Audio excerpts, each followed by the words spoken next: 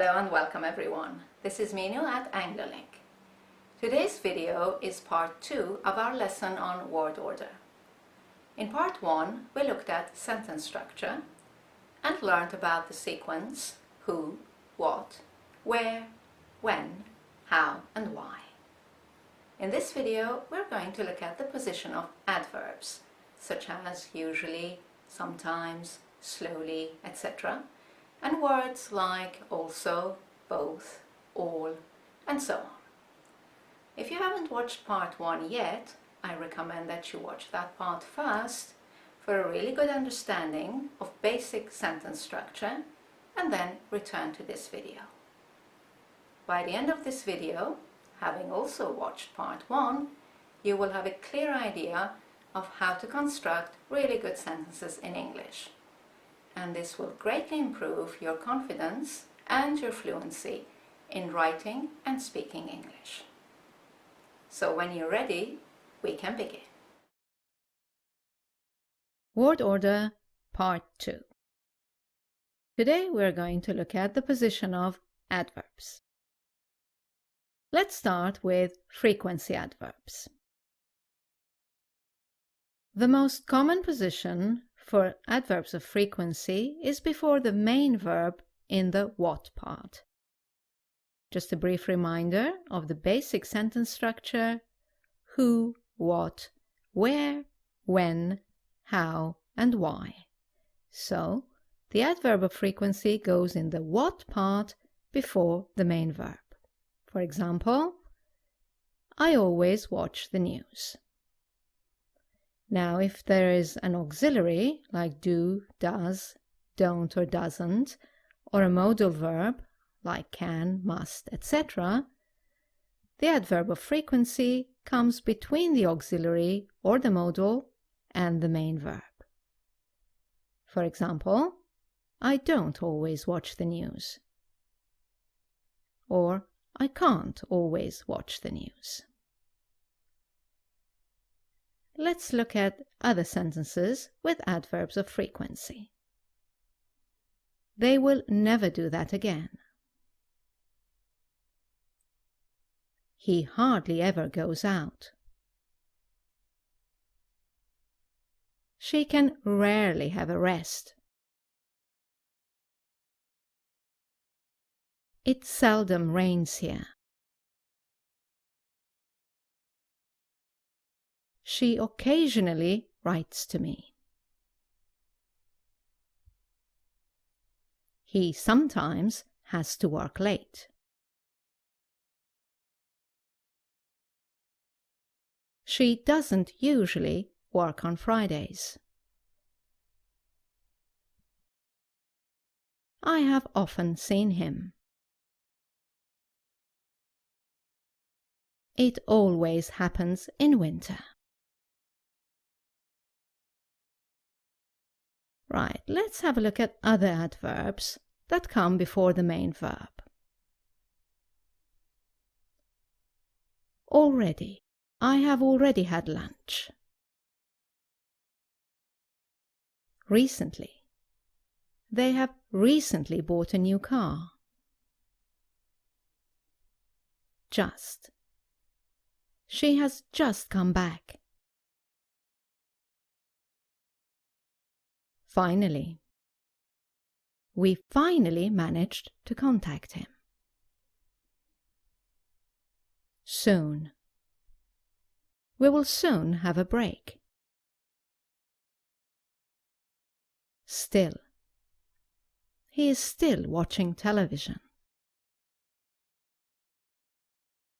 Almost. I almost forgot. All. They have all finished. Currently. They're currently negotiating a deal. Also. I would also like to visit the church. Probably. We will probably get a letter next week. both. We both arrived late. Even. I can't even move my fingers. Hardly. I could hardly hear him. Now, there is one exception, and that's the verb to be as the main verb. When it comes to the verb to be, whether it's an auxiliary or the main verb, adverbs always come after it. For example, for frequency adverbs, she is always here. The bus is rarely on time. They're often tired. And with other adverbs, we were all happy. August was even hotter than July. I am already late. Right then, to summarize, always put the adverbs before the main verb, except when your main verb is the verb to be. Now, let's look at a situation where you might see the adverb at the beginning of a sentence. It doesn't happen with all adverbs, but some adverbs can come to the beginning of a sentence, and as always, this is to put more emphasis on this adverb. Therefore, the punctuation and the voice will have to change too. For example, we had a sentence which was, he sometimes has to work late. If you want to stress sometimes, put it at the beginning, and in writing separate it with a comma, and say, sometimes he has to work late. Let's look at some other examples and put the adverb at the beginning. One of our sentences was, she doesn't usually work on Fridays. Bring the adverb to the beginning and stress it. Usually, she doesn't work on Fridays. Next example, putting finally at the beginning. Finally, we managed to contact him.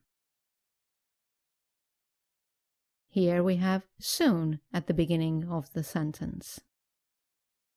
Soon we'll have a break.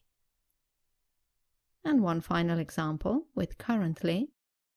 The original sentence was, they're currently negotiating a deal, and we can stress currently by putting it at the beginning. Currently, they're negotiating a deal. Now, one word of warning, and that is, if you have a negative adverb and you put that at the beginning of a sentence, you will need to use an inversion. You will need to switch the places of your auxiliary and your subject, like you do in a question. As this complicates the sentence structure, it is best to avoid negative adverbs at the start of a sentence. But so you're aware of them, let's have a look at some examples. Remember the sentence, they will never do it again? Now, if you put never to the start of the sentence, you will have to invert. You will have to switch the places of the subject and the auxiliary. Never will they do it again. Let's look at another example we had before. It was, she can rarely have a rest. If you want to emphasize rarely and put it at the start of the sentence, you need to invert. Rarely can she have a rest. And the slightly more complicated example would be, it seldom rains here. Now, if you put seldom to the beginning of the sentence, you will need to bring in the auxiliary for the inversion. As this is the present simple tense, your auxiliary is does. Seldom does it rain here.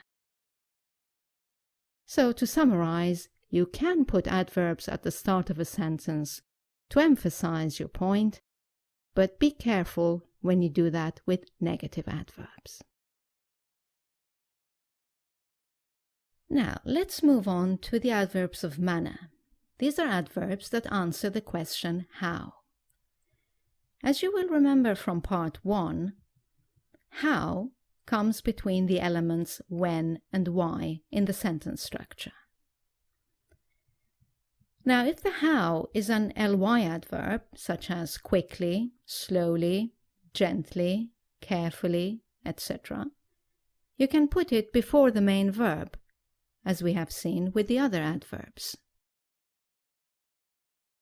If you do this, you are stressing this element, you are emphasizing this element, and should also reflect it in your voice. Let's look at some examples. He opened the door quietly. So you have the who, what, and how. Now, because the how is an ly adverb, you can put it before the main verb, like any other adverb, and stress it with your voice. He quietly opened the door. Let's look at another example. We could see it in the distance clearly. So you have the who, what, where in the distance, and the how, clearly. As it's an ly adverb, you can move it before the main verb and stress it with your voice. We could clearly see it in the distance. Let's have a final example. She was singing happily. Who, what, and how. Once again, the ly adverb, happily, can come before the main verb. She was happily singing. Well, that's all for this part 2 of our video on word order. I hope you have enjoyed it. As you know, you can now go to our website, anglolink.com, for further examples and online exercises. And please remember to rate, comment, and subscribe. Thank you for watching. I look forward to seeing you in our next video. Bye now.